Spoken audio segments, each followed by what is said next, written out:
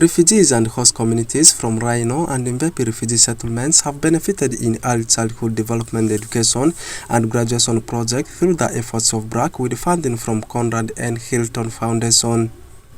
This has been revealed during the CBO phase-out meeting on 18th of June 2025 in Eure City, organized by BRAC, the implementing partner for the project, attracting different stakeholders and other partners in some parts of West Nile region.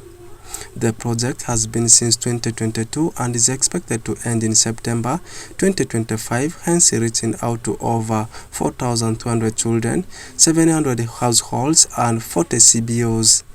Joseph Kabanda, the project manager for early childhood development and graduation project, appreciates the different CBOs for implementing the project and calls upon the various stakeholders to have a collective effort in implementing the project. CBOs have been able now to implement the various strategies that we have taught them. Things to do with material development, class organization, way of handling children, parental engagement, training of teachers, and training of parents through parenting training.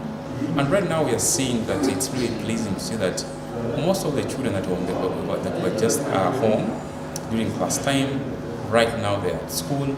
A number of them have transitioned to primary, and we're also seeing centers working with communities and parents to see that even if BRAC is planning to leave, they are taking on ownership. Teachers and parents are starting to contribute some little money towards feeding for their children, and some have even begun saving some money that will be used to pay the teachers when BRAC leaves. So it is amazing to see that the community is appreciating play-based learning. It is amazing to see that the community is determined to take on all the work that BRAC has been doing. So we are happy that today we have different stakeholders from the district and partners coming to celebrate with us. And then we be in that we are able to forge a way forward and how we are going to sustain these results, especially to see that the little that has been obtained by these several CBOs can be sustained and potentially scaled across different other areas within West Nile.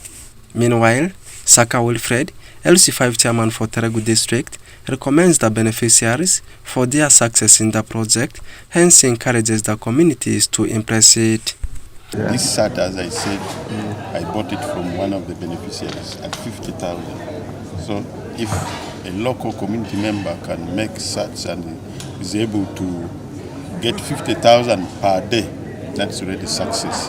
The rest of the story you can tell it.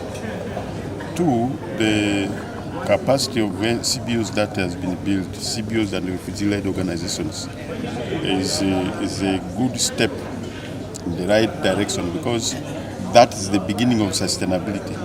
The capacity has remained in the community. The community should now be able to take it from there. Armitage Baskania, the settlement commandant for Rhino and Imvepi refugee settlement, urges the CBOs to encourage the local communities to embrace the project from where BRAC has left. Now that the project is coming to an end, we expect the localization agenda to take over. That is through the CBOs and the refugee-led organizations, where they are able to encourage the community to continue with the early childhood development, that is the ECDs, which BRAC are leaving. BRAC is not to stay here for long or for life. The project has a cycle. So we expect the community to catch up with where BRAC stopped by engaging the community, the center management committees, the caregivers, and all to make sure that there is sustainability and retention of children in school. Stephen Bida, Executive Director for Waridi, one of the implementing CBOs for the project, says the training has been so instrumental in which they have learned a lot. This training of BRAC has been instrumental to us, more special for us as the ARELOS or the refugee-led organization. The training has been very good for us. We have learned a lot from the training. We have learned how to develop play materials. We have learned how to develop lesson plans. We also learn more about psychosocial activities, more special to the refugee community. When we are doing our community mobilization and sensitization, we happen to integrate the training of psychosocial activities into our training.